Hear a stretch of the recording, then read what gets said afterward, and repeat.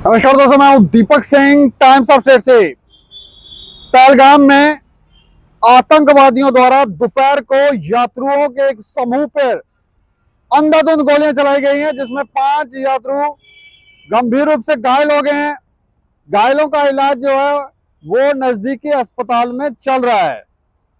लेकिन अब खबर यह मिल रही है कि एक यात्रु की मौत हो गई है, एक पर्यटक की मौत हो गई है। यह हैरान करने वाली घटना है। काफी देर के बाद घाटी के अंदर कोई आतंकी घटना हुई है।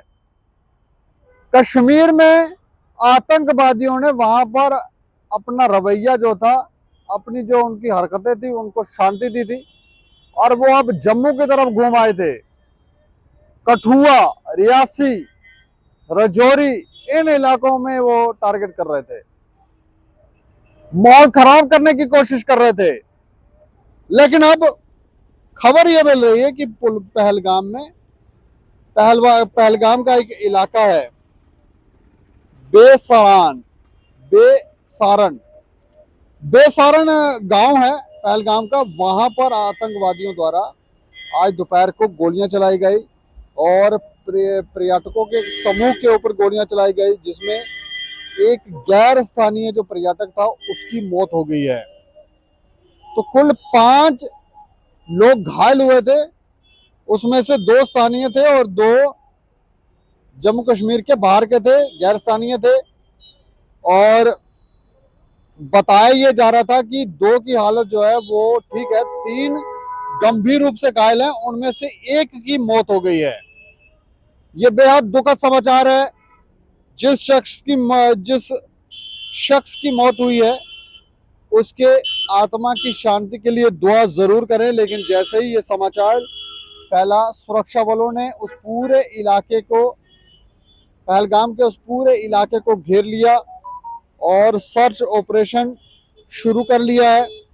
एक वरिष्ठ पुलिस के अधिकारी ने इस खबर की पुष्टि की है। उन्होंने कहा कि हाँ, आतंकवादियों द्वारा ही पर्यटकों को निशाना बनाया गया है, टूरिस्टों को निशाना बनाया गया है। ये आतंकी हमला ही था। कुछ अधिकारी मौके पर पहुंचे और उन्होंने हालात का जायजा लिया कि आखिर क्या स्थिति है। और अब उस पूरे इलाके को घेरा हुआ सुरक्षा बलों ने और वहां पर सर्च किया जा रहा है। लेकिन खबर यही है कि पहलगाम ये इलाका है बेसारण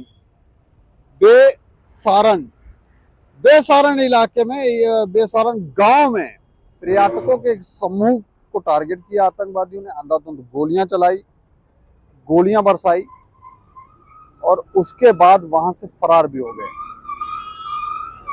अब वहां पर सर्च किया जा रहा है, पूरा इलाके को जो है वो उसकी घेराबंदी की गई है और खोज की जा रही है। अब देखने वाली बात है कि ये आतंकवादी सुरक्षा बलों के हाथ लगते हैं या फिर भागने में कामयाब होते हैं। इस खबर के ऊपर आप अपनी प्रतिक्रिया जरूर रखें और देखते रहें टाइम्स ऑफ स्टेट। मुझे और मेरे सहयोगी को दें इजाजत। नमस्कार।